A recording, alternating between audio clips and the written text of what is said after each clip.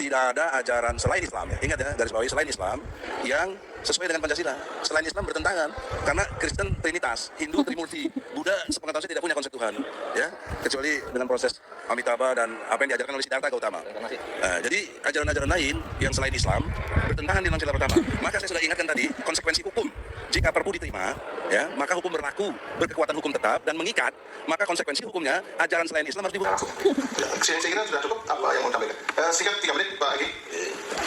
Ya, terima kasih yang mulia. Assalamualaikum warahmatullahi wabarakatuh. Waalaikumsalam. Tadi disebut nama saya setelah konteksnya dengan keterangan pemerintah. Ya. Saya ingin memperjelas apakah dia pemerintah terhadap keterangan saya itu setuju atau tidak gitu.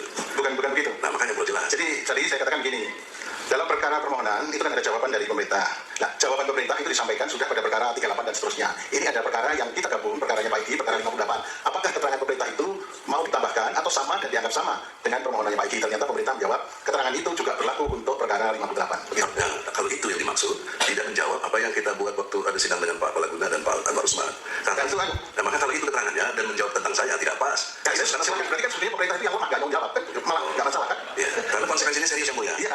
Seriusnya begini, dengan hormat ya. Nanti yang menilai secara hukum kita kan mendasarinya kepada dataran keilmuan. Ya. Judicial review kan itu basisnya. Ya. Nah, oleh karena itu, kalau perpu ini dikabulkan, apalagi banyak permintaan terkait juga dinyatakan sebagai berkekuatan hukum dan mengikat, maka konsekuensi hukumnya siapapun atau apapun ajarannya yang bertentangan dengan Pancasila harus dibubarkan. Ya. Nah, itu kan begitu konsekuensinya. Nah, pertanyaan seriusnya, ada nggak ajaran lain selain Islam tentang ketuhanan yang Maha Esa? Itu bertentangan. Itu serius. Berarti pemerintah harus membubarkan ajaran lain selain ajaran Islam, karena tidak sesuai dengan ketuhanan yang Maha Esa. Itu kan Pak Anu pemohon. Bukan, oleh karena itu harus dijawab yang mulia. Itu terserah pemerintah mau jawab atau tidak. Terserah pemerintah. Jadi kalau pemerintah memang tersulit, tapi konteks memutuskan nanti jadi diterima atau tidak. Baik, nanti kita kita minta mohon konsekuensi hukum itu sangat serius ya Bu ya. Baik, terima kasih Pak Igi, silakan duduk. Ya, jadi nanti pemerintah sekali lagi saya tegaskan jawaban yang sudah disampaikan di dalam persidangan perkara-perkara dahulu berlaku juga untuk jawaban kepada permohonan 58. Demikian yang mulia. Terima kasih.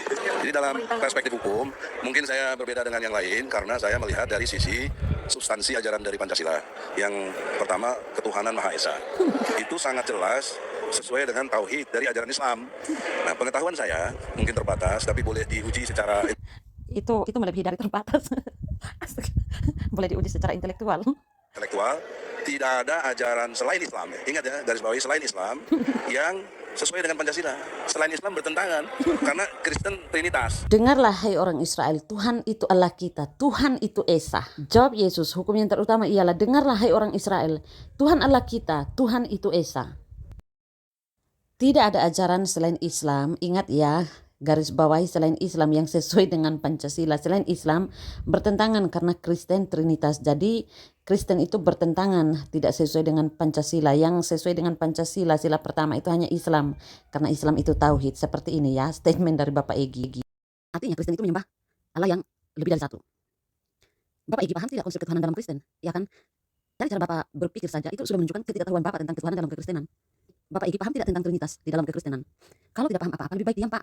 Jangan malah ngotot, pamerin pengetahuan Bapak yang menurut saya sangat dalam sekali. Diketahui orang loh Bapak.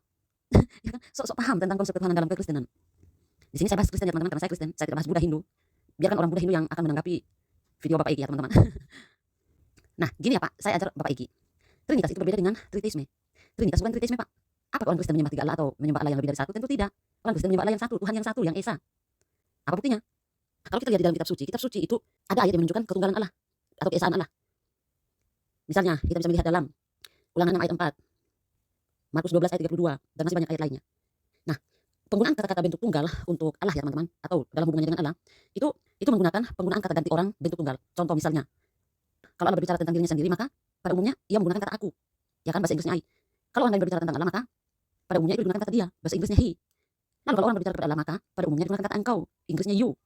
Nah, dalam bahasa Yunani maupun Ibrani, itu juga terlihat bahwa yang digunakan adalah you dalam bentuk tunggal. Dan masih banyak ayat lainnya teman-teman. Nah, dari semua ayat-ayat yang sudah saya tunjukkan tadi, itu tidak mungkin ada lebih dari satu makhluk atau lebih dari satu Allah ya teman-teman. Dan itu masih banyak ayat-ayat lainnya yang menunjukkan Allah itu Esa. Lalu kalau kita membaca kitab suci juga, kita akan menemukan di dalam kitab suci itu ada kejamakan dalam diri Allah. Banyak sekali ayat-ayatnya teman-teman. Tetapi bukan berarti kejamakan dalam diri Allah itu banyak Allah. Paham tidak teman-teman? Maksudnya kejamakan dalam diri Allah itu bukan berarti ada banyak Allah, tetapi ada kejamakan dalam diri Allah. Jadi saya pribadi tetap percaya pada ketunggalan atau keesaan Allah. Tetapi dalam keesaannya itu ada suatu kejamakan tertentu. Allah itu mempunyai hanya satu hakikat ya teman-teman, tetapi dalam tiga pribadi. Itulah Trinitas, bukan tiga Allah. Itu Tritheisme Bapak. Astaga. Nah, kalau kita kembali ke dalam perjanjian lama, penggunaan kata Elohim untuk Allah. Kejadian pasal 1 ayat 1 dan lain sebagainya. Kalau kita lihat di situ, kata Elohim untuk Allah ya teman-teman, itu merupakan bentuk jamak atau plural. Jadi kata Elohim ya teman-teman itu mempunyai bentuk tunggal atau singular, yaitu Eloah, yang digunakan misalnya dalam Ulangan pasal 32 ayat 15. Lalu Habakuk 3 ayat 3.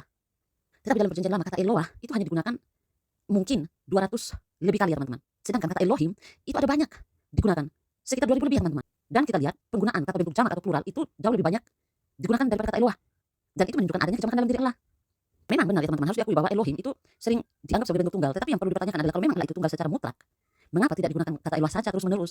Mengapa menggunakan kata Elohim? Dan lebih lagi, mengapa digunakan Elohim jauh lebih banyak daripada Eloah menggunakan Eloah?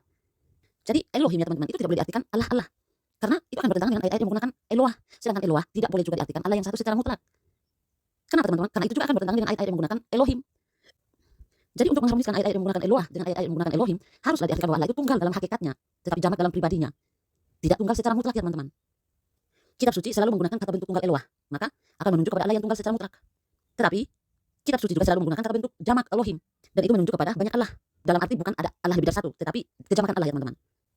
Karena itu, maka dalam ayat-ayat tertentu kitab suci menggunakan Eloah, dan dalam ayat-ayat tertentu, ayat-ayat lain kitab suci menggunakan Elohim. Dan kalau kita lihat lagi dalam perjanjian baru ya teman-teman, perjanjian baru itu banyak memberikan pernyataan yang lebih jelas tentang pribadi-pribadi yang berbeda dalam diri Allah. Perjanjian baru menunjukkan ketiga pribadi Allah itu dengan lebih jelas ya teman-teman, dan menyetarakan mereka ketiga pribadi itu ya teman-teman. Contoh misalnya,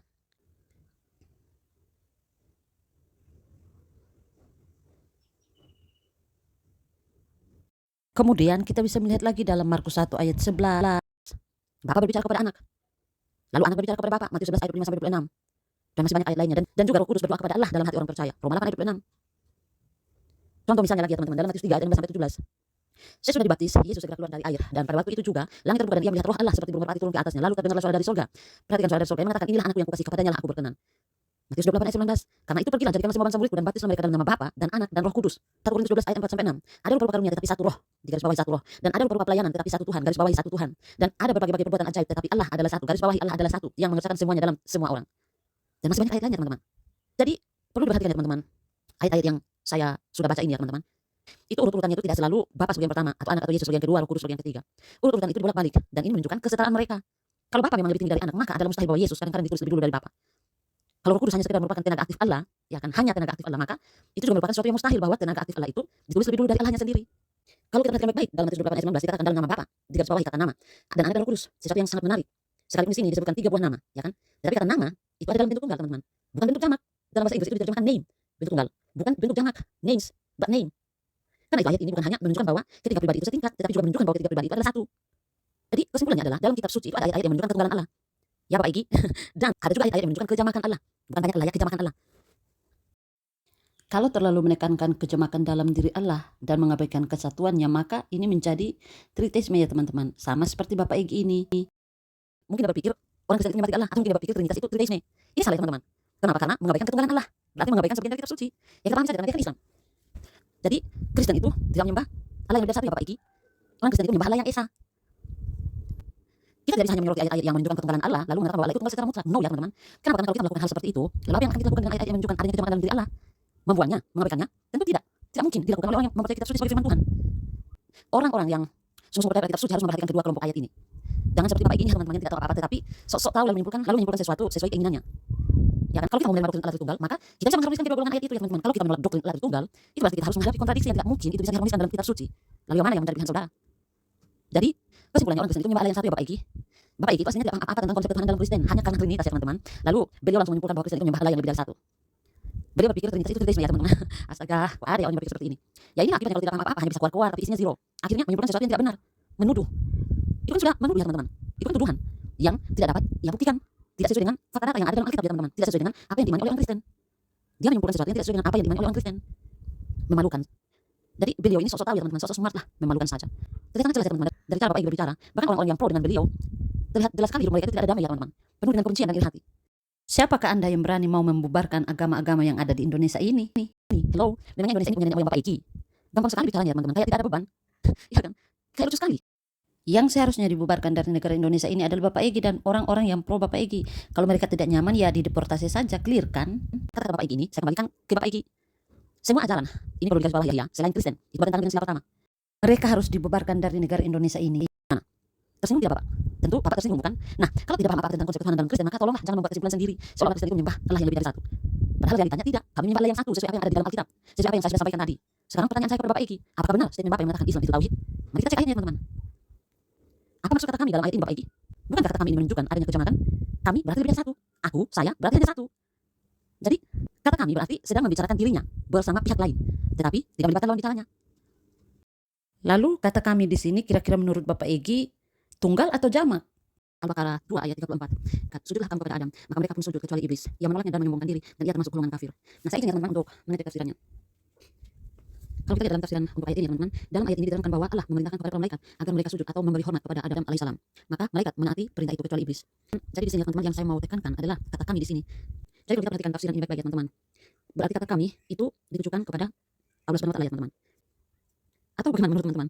Yang saya tahu ya teman-teman, dalam ayat ini itu jelas kata kami itu ditujukan kepada Allah Subhanahu wa taala.